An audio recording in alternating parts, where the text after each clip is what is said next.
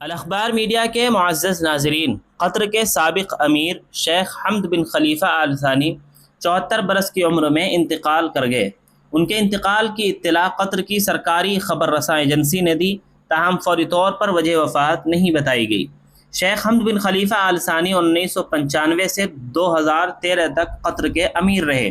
ان کے دور حکومت میں قطر نے توانائی، معیشت، سفارتکاری، سرمایہ کاری اور عالمی میڈیا کے میدان میں نمایاں مقام حاصل کیا۔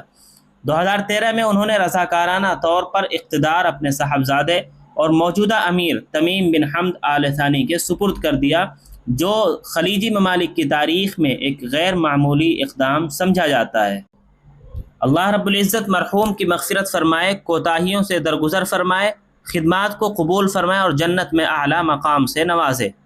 شیخ حمد عالم اسلام کے حکمرانوں اور حکمراں طبقے کے درمیان ایک اعلیٰ اور انوکھا مقام رکھتے تھے۔ میری نگاہ میں ان کا سب سے بڑا کارنامہ امام وقت علامہ یوسف القرضاوی رحمہ اللہ کی ایک طویل عرصے تک شایان نشان میزبانی ہے۔ تمام تر چیلنجز، مشکلات اور مسائل کے باوجود آپ نے علامہ قرضاوی کو قطر میں پناہ دی، ہر ممکن خیال رکھا، ہر طرح سے عزت دی، ہر طرح سے آزادی دی اور ان کے افکار و خیالات کو حد درجہ احترام دیا۔ شیخ حمد کا ایک دوسرا بڑا کارنامہ سرزمین عزیمت کے تعلق سے دو ٹوک موقف تھا۔ سرزمین عزیمت کی قیادت کو اپنے یہاں پناہ دینا اور ان کا ہر ممکن خیال رکھنا تھا اور مشکل حالات میں ان کے ساتھ کھڑے ہونا تھا۔ شیخ حمد کا ایک تیسرا بڑا کارنامہ عالم اسلام کی اسلامی تحریکات کے تعلق سے ان کا موقف تھا۔ وہ عرب حکمرانوں کی طرح اسلامی تحریکات کے دشمن نہیں تھے، وہ بات چیت اور مذاکرات کے قائل تھے۔ وہ اسلامی تحریکات کی خدمات کا اعتراف کرتے تھے اور ان کو قدر کی نگاہ سے دیکھتے تھے۔ شیخ حمد کا ایک اور بڑا کارنامہ عرب بحاریہ کے موقع پر ان کا موقف تھا۔ وہ عرب بحاریہ کو نئی نسل اور عرب عوام کی ایک سنجیدہ آواز مانتے تھے اور اسے عالم عرب کا بدلتا سیاسی منظرنامہ قرار دیتے تھے۔ شیخ حمد کا ایک اور بڑا کارنامہ عالم اسلام کے ممالک کے الگ الگ مسائل اور بحرانی حالات میں ثالثی کا کردار تھا۔ سرزمین عزیمت فلسطین کا مسئلہ ہو، سوڈان کا مسئلہ ہو، ایران کا مسئلہ ہو، افغانستان کا مسئلہ ہو، ہر اہم مسئلے پر آپ کی قیادت ثالثی کو ترجیح دیتی تھی۔ شیخ حمد کا ایک اور بڑا کارنامہ بلکہ ایک انوکھا کارنامہ اپنی زندگی میں ہی حکومت ایک نوجوان یعنی تمیم بن حمد کے سپرد کرنا تھا، جس نے باپ سے پوری ہم آہنگی کا ثبوت پیش کرتے ہوئے اسلامی خدمات کا سلسلہ جاری رکھا اور قتل کو بلندیوں سے ہمکنار کیا۔ شیخ حمد کا ایک اور اہم ترین کارنامہ الجزیرہ چینل کا قیام اور اس کی سرپرستی تھا۔ الجزیرہ اس وقت عالم اسلام کی آواز بن چکا ہے۔ اس میں اگر کسی کا سب سے اہم اور کلیدی رول تھا تو وہ شیخ حمد تھے۔ شیخ حمد کا ایک اور قابل قدر کارنامہ تعلیمی میدان میں غیر معمولی خدمات ہیں۔ حمد بن خلیفہ یونیورسٹی میں 2 ہفتہ قیام کے دوران میں نے قطر کے تعلیمی نظام کو قریب سے دیکھنے کی کوشش کی تو ہر طرح سے اطمینان اور خوشی ہوئی۔ شیخ حمد کا آخری اور سب سے دلچسپ کارنامہ اس آزمائش کی گھڑی کا مضبوطی سے مقابلہ کرنا تھا جو خلیجی ممالک نے قطر پر تھوپی تھی، ایک خطرناک بائیکاٹ والی آزمائش۔ اس آزمائش میں شیخ حمد اور ان کی قیادت میں قطر نے جس ثابت قدمی اور مضبوطی کا ثبوت پیش کیا تھا وہ واقعی حیرت انگیز اور تاریخی قدم تھا۔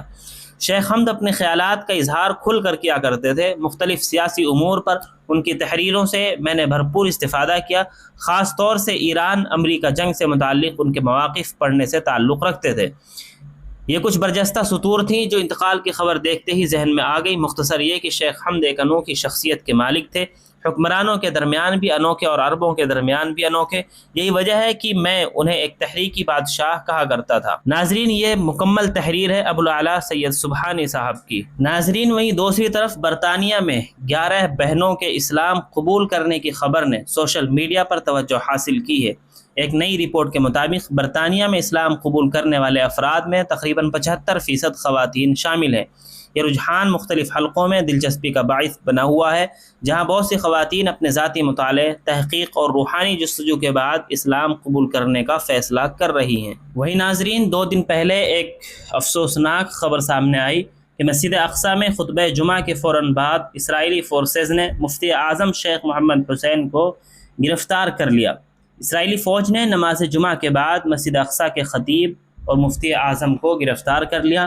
اسرائیلی فورسز نے القدس اور فلسطین کے مفتی اعظم شیخ محمد حسین کو نماز جمعہ کے فوری بعد حراست میں لے لیا۔ فلسطینی خبر رساں ایجنسی وفا کے مطابق شیخ محمد حسین نے مسجد اقصیٰ میں نماز جمعہ کا خطبہ دیا اور نماز کی امامت کرائی، جس کے چند ہی لمحوں بعد اسرائیلی فورسز نے انہیں مسجد کے احاطے سے حراست میں لے لیا۔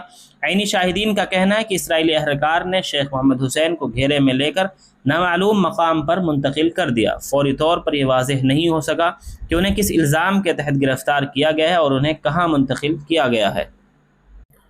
ناظرین، الاخبار میڈیا کا مقصد ایک ہی ویڈیو میں مختلف اور اہم خبروں کو مختصر وقت میں آپ کے سامنے لانا ہے، اس لیے درخواست ہے کہ ہماری ہر ویڈیوز مکمل دیکھا کریں اور اس طرح کی مزید اسلامی معلومات، ملک و ملت، مدارس اور علماء سے جڑی ہر خبر سے باخبر رہنے کے لیے الاخبار میڈیا کو سبسکرائب ضرور کر لیں اور اس ویڈیو کو جتنا ہو سکے زیادہ سے زیادہ شیئر کریں، اور قطر کے سابق امیر شیخ حمد بن خلیفہ آل ثانی کے لیے دعائے مغفرت کریں۔ دعائیہ کلمات کمنٹ باکس میں بھی ضرور لکھیں۔